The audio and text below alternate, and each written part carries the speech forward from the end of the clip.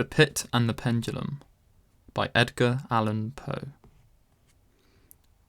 I was sick, sick unto death, with that long agony, and when they at length unbound me, and I was permitted to sit, I felt that my senses were leaving me.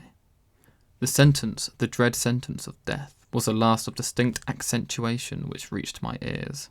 After that, the sound of inquisitorial voices seemed merged in one dreamy, intermediate hum. It conveyed to my soul the idea of revolution, perhaps from its association in fancy with the burr of a mill wheel. This only for a brief period, for presently I heard no more. Yet, for a while, I saw, but with how terrible an exaggeration, I saw the lips of the black-robed judges. They appeared to me white, whiter than the sheet upon which I traced these words, and thin even to grotesqueness, thin with the intensity of their expression of firmness, of immovable resolution, of stern contempt of human torture. I saw that the decrees of what to me was fate were still issuing from those lips. I saw them writhe with a deadly locution. I saw them fashion the syllables of my name, and I shuddered, because no sound succeeded. I saw, too, for a few moments of delirious horror, the soft and nearly imperceptible waving of the sable draperies which enwrapped the walls of the apartment, and then my vision fell upon the 7 tall candles upon the table. At first they wore the aspect of charity, and seemed white slender angels who would save me, but then all at once there came a most deadly nausea over my spirit, and I felt every fibre in my frame thrill as if I had touched the wire of a galvanic battery, while the angel forms became meaningless spectres with heads of flame, and I saw that from them there would be no help. And then there stole into my fancy, like a rich musical note, the thought of what sweet rest there must be in the grave. The thought came gently and stealthily, and it seemed long before it attained full appreciation, but just as my spirit came at length properly to feel and entertain it, the figures of the judges vanished, as if magically, from before me.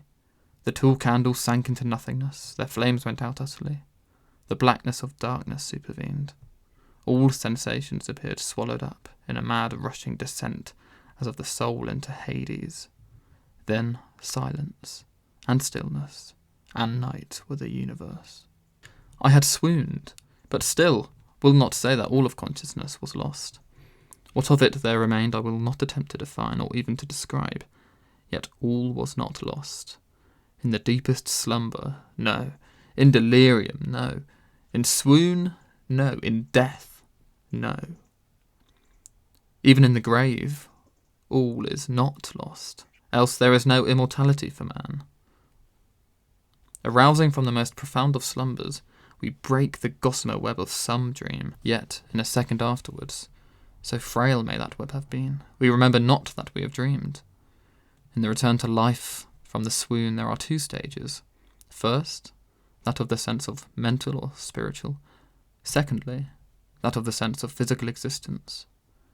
It seems probable that if, upon reaching the second stage, we could recall the impressions of the first, we should find these impressions eloquent in memories of the gulf beyond. And that gulf is... what? How at least shall we distinguish its shadows from those of the tomb? But if the impressions of what I have termed the first stage are not at will recalled, yet, after a long interval, do they not come unbidden, while we marvel whence they come? He who has never swooned is not he who finds strange places and wildly familiar faces and coals that glow, is not he who beholds floating in mid-air the sad visions that the many may not view, is not he who ponders over the perfume of some novel flower, is not he whose brain grows bewildered with the meaning of some musical cadence which has never before arrested his attention. Amid frequent and thoughtful endeavours to remember, amid earnest struggles to regather some token of the state of seeming nothingness into which my soul had lapsed, there have been moments when I have dreamed of success. There have been brief, very brief periods when I have conjured up remembrances which the lucid reason of a later epoch assures me could have had reference only to that condition of seeming unconsciousness. These shadows of memory tell indistinctly of tall figures that lifted and bore me in silence down, down, still down, till a hideous dizziness oppressed me at the mere idea of the interminableness of the descent.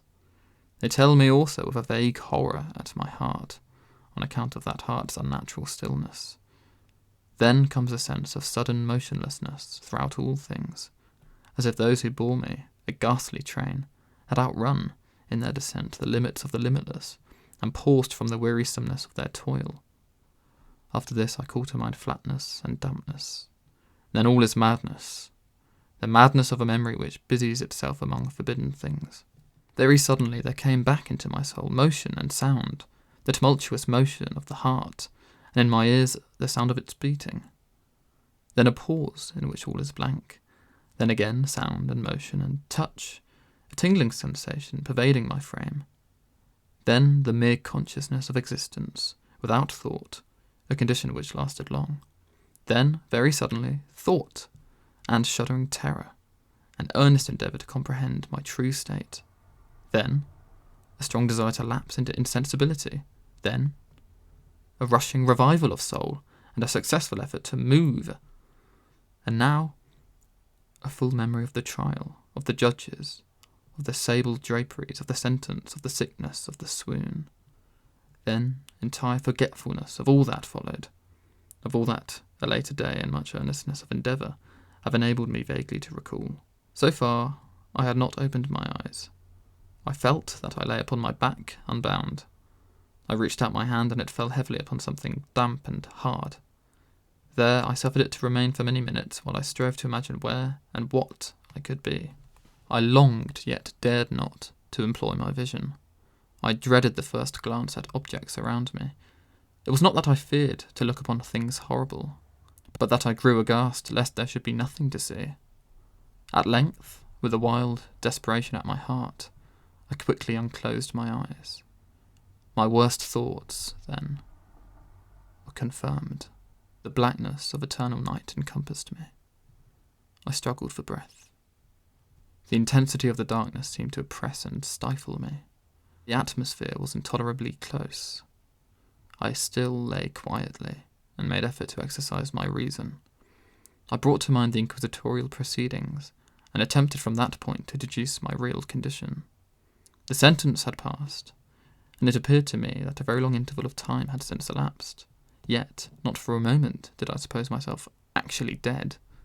Such a supposition, notwithstanding what we read in fiction, is altogether inconsistent with real existence. But where and in what state was I? The condemned to death, I knew, perished usually at the auto da fe, and one of these had been held on the very night of the day of my trial. Had I been remanded to my dungeon, to await the next sacrifice, which would not take place for many months? This I saw at once could not be. Victims had been in immediate demand. Moreover, my dungeon, as well as all the condemned cells at Toledo, had stone floors, and light was not altogether excluded. A fearful idea now suddenly drove the blood in torrents upon my heart, and for a brief period I once more relapsed into insensibility. Upon recovering, I at once started to my feet, trembling convulsively in every fibre. I thrust my arms wildly above and around me, in all directions. I felt nothing, yet dreaded to move a step, lest I should be impeded by walls of a tomb. Perspiration burst from every pore, and stood in cold big beads upon my forehead. The agony of suspense grew at length intolerable, and I cautiously moved forward with my arms extended and my eyes straining from their sockets, in the hope of catching some faint ray of light.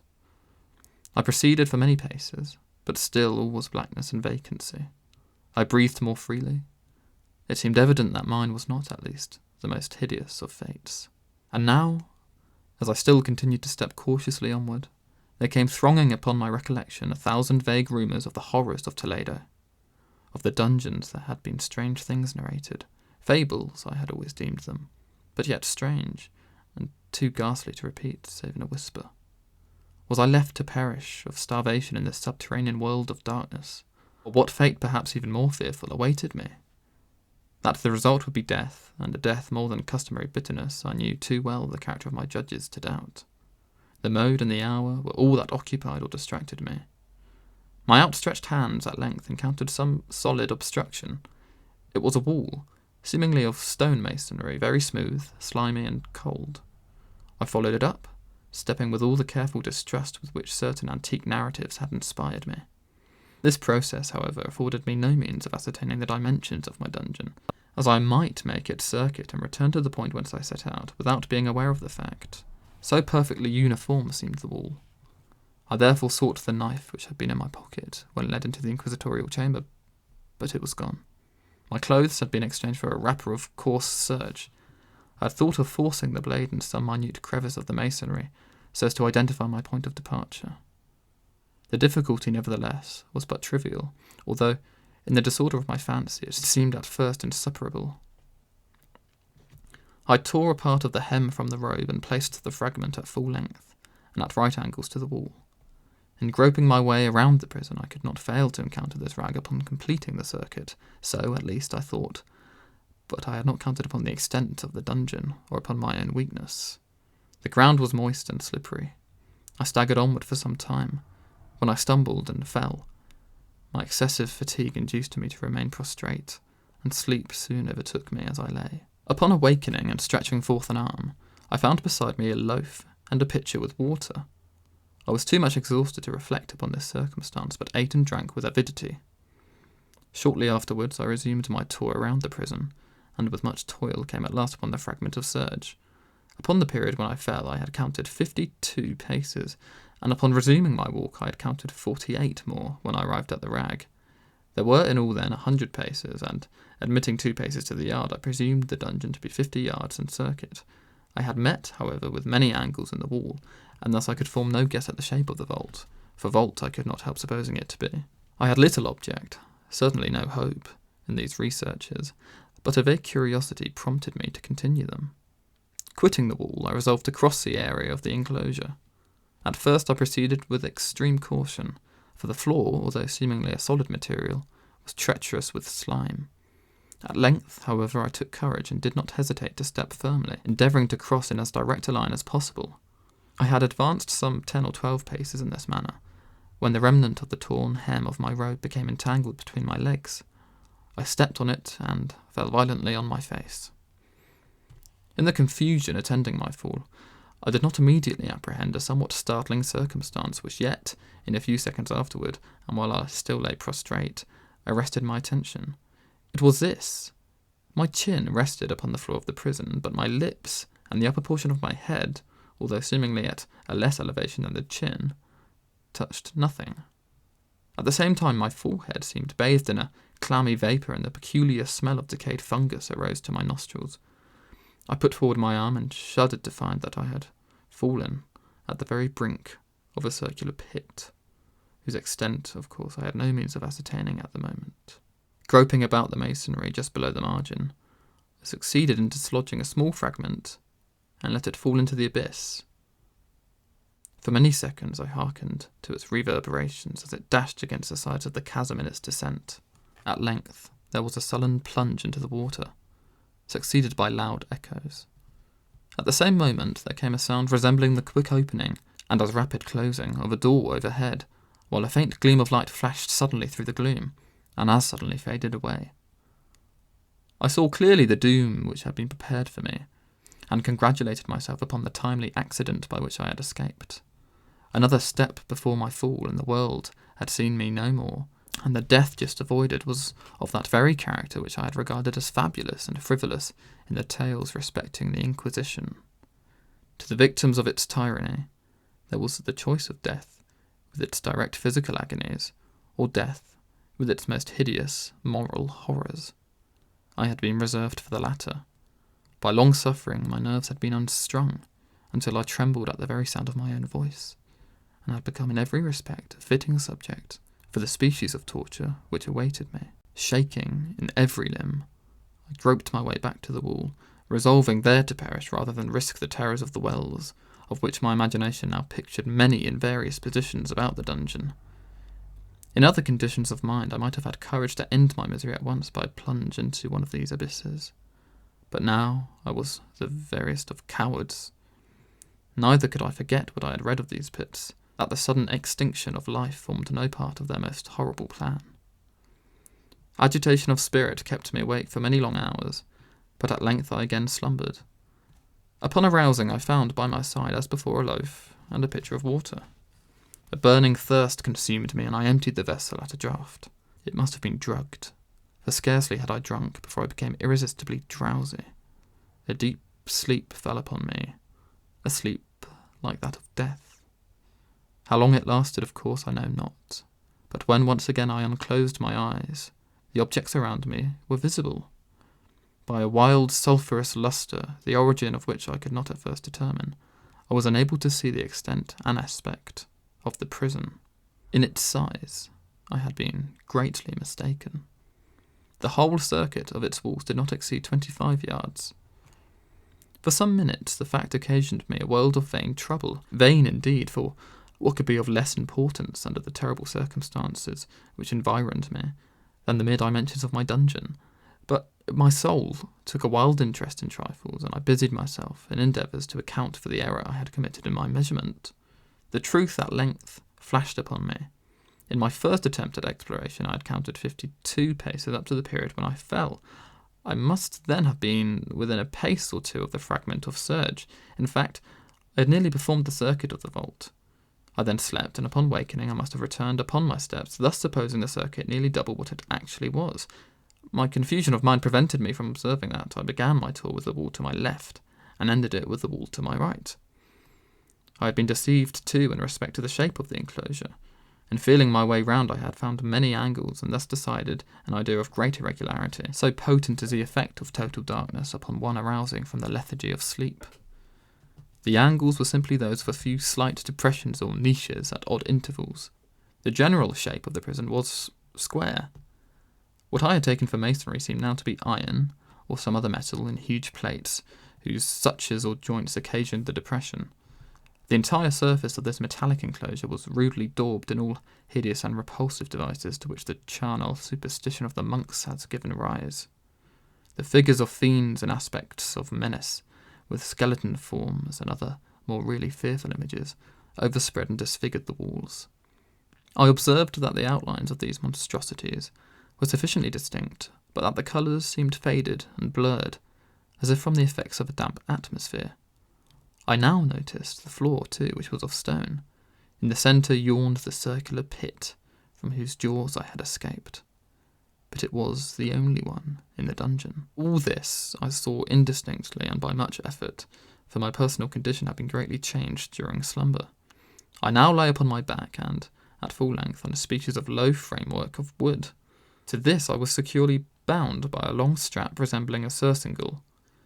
It passed in many convulsions about my limbs and body, leaving at liberty only my head and my left arm to such an extent that I could by dint of much exertion supply myself with food from earthen dish which lay by my side on the floor. I saw, to my horror, that the pitcher had been removed. I say to my horror, for I was consumed with intolerable thirst. The thirst it appeared to be the design of my persecutors to stimulate, for the food in the dish was meat pungently seasoned. Looking upward, I surveyed the ceiling of my prison. It was some 30 or 40 feet overhead, and constructed much as the side walls. In one of its panels, a very singular figure riveted my whole attention. It was the painted figure of Time, as he is commonly represented, save that, in lieu of a scythe, he held what, at a casual glance, I suppose to be the pictured image of a huge pendulum, such as we see on antique clocks. There was something, however, in the appearance of the machine, which caused me to regard it more attentively. While I gazed directly upward at it, for its position was immediately over my own, I fancied that I saw it in motion. In an instant afterward the fancy was confirmed. Its sweep was brief and of course slow. I watched it for some minutes, somewhat in fear, but more in wonder. Wearied at length with observing its dull movement, I turned my eyes upon the other objects in the cell. A slight noise attracted my notice, and, looking to the floor, I saw several enormous rats traversing it. They had issued from the well which lay just within view to my right. Even then, while I gazed, they came up in troops, hurriedly, with ravenous eyes, allured by the scent of meat. From this it required much effort and attention to scare them away. It might have been about half an hour, perhaps even an hour, for I could take but imperfect note of time, before I again cast my eyes upward. What I then saw confounded and amazed me. The sweep of the pendulum had increased in extent by nearly a yard. As a natural consequence, its velocity was also much greater, but what mainly disturbed me was the idea that it had perceptibly descended. I now observed, with what horror it is needless to say, that its nether extremity was formed of a crescent of glittering steel, about a foot in length from horn to horn, the horns upward and the under edge evidently as keen as that of a razor. Like a razor also it seemed massy and heavy, tapering from edge into a solid and broad structure above. It was appended to a weighty rod of brass, and the whole hissed as it swung through the air. I could no longer doubt the doom prepared for me by monkish ingenuity and torture. My cognizance of the pit had become known to the inquisitorial agents, the pit whose horrors had been destined for so bold a recusant as myself, the pit typical of hell, and regarded by rumour as the ultima thule of all their punishments. The plunge into this pit I had avoided by the merest of accidents, and I knew that surprise or entrapment into torment formed an important portion of all the grotesquerie of these dungeon deaths. Having failed to fall, it was no part of the demon plan to hurl me into the abyss, and thus, there being no alternative, a different and a milder destruction awaited me. Milder. I half smiled in my agony as I thought of such an application of the term. What boots it to tell of the long, long hours of horror more than mortal, during which I counted the rushing oscillations of the steel, inch by inch, line by line, with a descent only appreciable at intervals that seemed ages, down and still down, it came. Days passed. It might have been that many days passed ere it swept so closely over me as to fan me with its acrid breath. The odour of the sharp steel forced itself into my nostrils. I prayed, I wearied heaven with my prayer for its more speedy descent. I grew frantically mad, and struggled to force myself upward against the sweep of the fearful scimitar. And then I fell suddenly calm, and lay smiling at the glittering death, as a child at some rare bauble. There was another interval of utter insensibility. It was brief, for, upon again lapsing into life, there had been no perceptible descent in the pendulum, but it might have been for long, for I knew there were demons who took note of my swoon, and who could have arrested the vibration at pleasure. Upon my recovery, too, I felt very, inexpressibly sick and weak, as if through long inanition. Even amid the agonies of that period, the human nature craved food.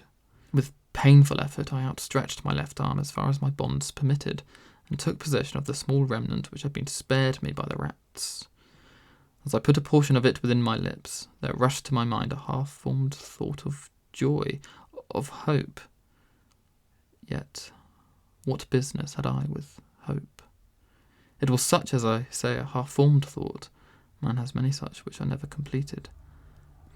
I felt that it was of joy, of hope, but I felt also that it had perished in its formation. In vain I struggled to perfect, to regain it. Long suffering had nearly annihilated all my ordinary powers of mind. I was an imbecile, an idiot. The vibration of the pendulum was at right angles to my length. I saw that the crescent was designed to cross the region of the heart. It would fray the serge of my robe, it would return and repeat its operations again and again, notwithstanding its terrifically wide sweep, some 30 feet or more, and the hissing vigour of its descent, sufficient to sunder these very walls of iron. Still, the fraying of my robe would be all that, for several minutes, it would accomplish, and at this thought I paused. I dared not go farther than this reflection. I dwelt upon it with a pertinacity of attention, as if, in so dwelling, I could arrest here the descent of the steel. I forced myself to ponder upon the sound of the crescent as it should pass across the garment, upon the peculiar thrilling sensation which the friction of cloth produces on the nerves. I pondered upon all this frivolity until my teeth were on edge.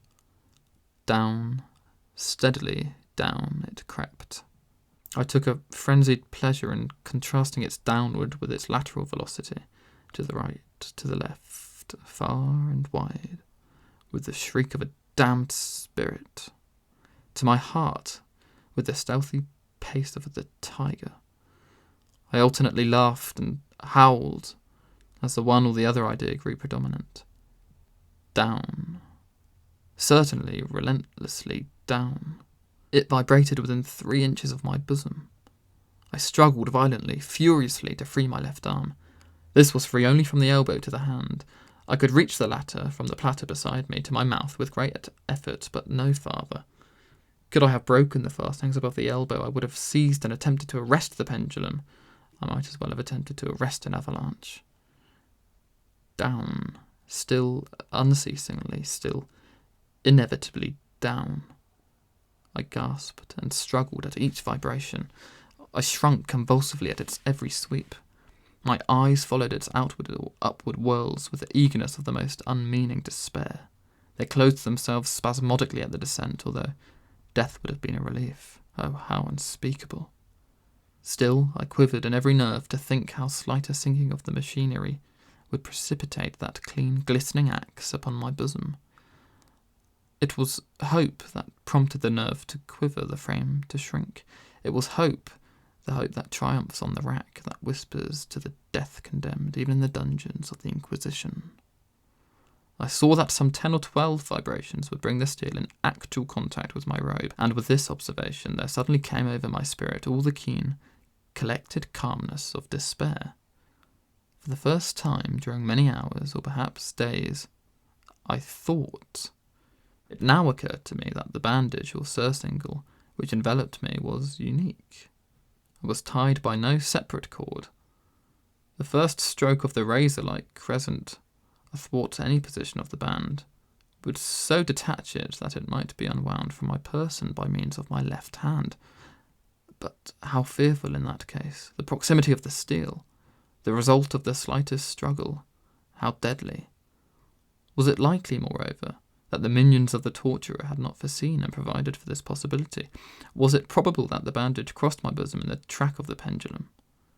Dreading to find my fate and, as it seemed my last hope frustrated, I so far elevated my head as to obtain a distinct view of my breast. The surcingle enveloped my limbs and body close in all directions, save in the path of the destroying crescent. Scarcely had I dropped my head back into its original position, when there flashed upon my mind what I cannot better describe than as the unformed half of that idea of deliverance to which I have previously alluded, and of which a moiety only floated indeterminately through my brain when I raised food to my burning lips. The whole thought was now present, feeble, scarcely sane, scarcely definite, but still entire. I proceeded at once with the nervous energy of despair to attempt its execution. For many hours, the immediate vicinity of the low framework upon which I had lay had been literally swarming with rats. They were wild, bold, ravenous, their red eyes glaring upon me, as if they waited but for motionlessness on my part to make me their prey. To what food, I thought, have they been accustomed in the well? They had devoured, in spite of all my efforts to prevent them, all but a small remnant of the contents of the dish.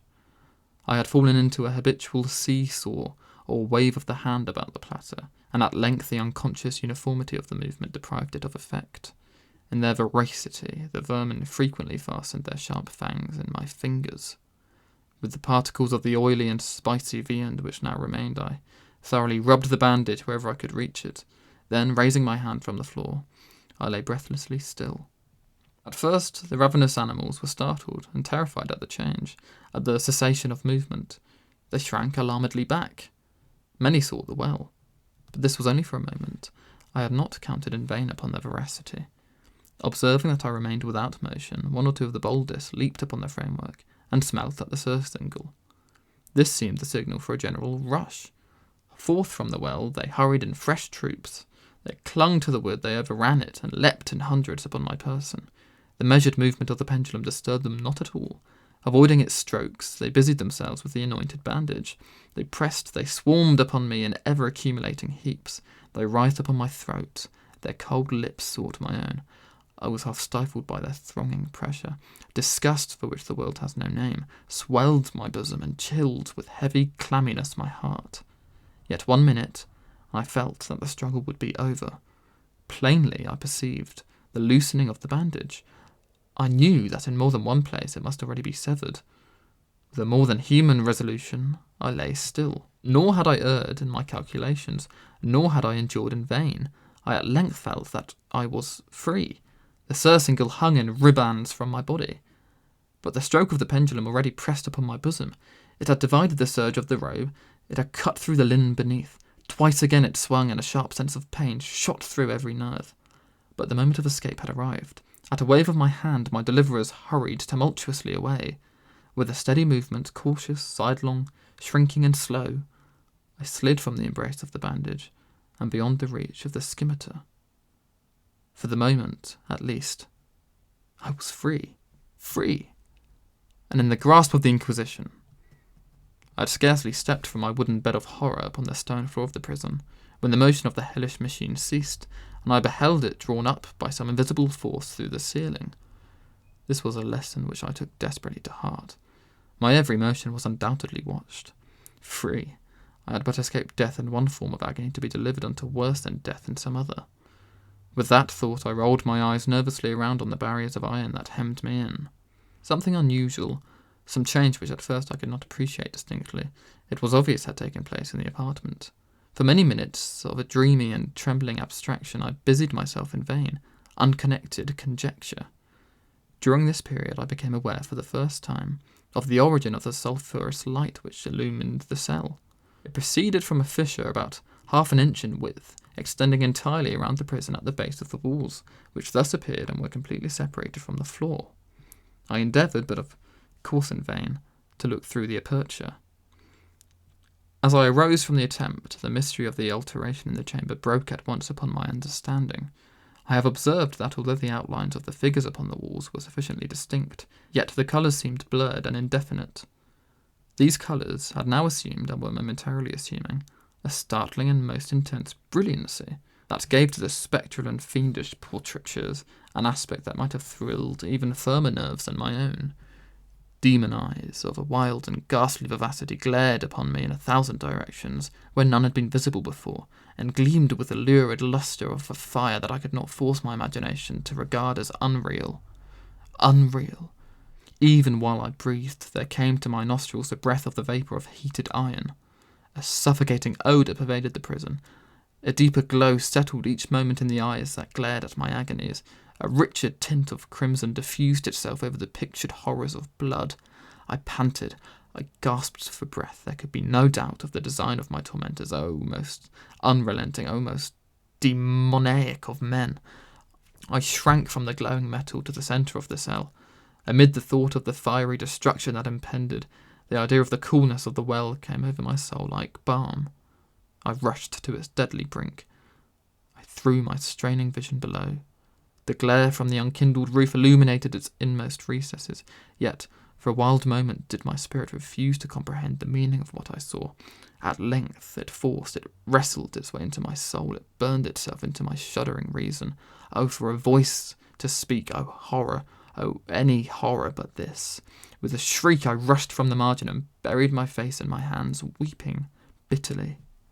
The heat rapidly increased, and once again I looked up, shuddering, as with a fit of the ague. There had been a second change in the cell, and now the change was obviously in the form. As before, it was in vain that I at first endeavoured to appreciate or understand what was taking place. But not long was I left in doubt. The inquisitorial vengeance had been hurried by my twofold escape, and there was to be no more dallying with the king of terrors. The room had been square. I saw that 2 of its iron angles were now acute, 2 consequently obtuse. The fearful difference quickly increased with a low rumbling or moaning sound. In an instant the apartment had shifted its form into that of a lozenge, but the alteration stopped not here. I neither hoped nor desired it to stop. I could have clasped the red walls to my bosom as a garment of eternal peace. Death, I said, any death, but that of the pit. Fool! Might I not have known that into the pit it was the object of the burning iron to urge me? Could I resist its glow? Or if even that, could I withstand its pressure? And now, flatter and flatter grew the lozenge, with a rapidity that left me no time for contemplation. Its centre, and of course its greatest width, came just over the yawning gulf. I shrank back, but the closing walls pressed me resistlessly onward. At length, for my seared and writhing body, there was no longer an inch of foothold on the firm floor of the prison. I struggled no more, but the agony of my soul found vent in one loud, long, and final scream of despair. I felt that I tottered upon the brink. I averted my eyes. There was a discordant hum of human voices. There was a loud blast, as of many trumpets. There was a harsh grating, as of 1,000 thunders.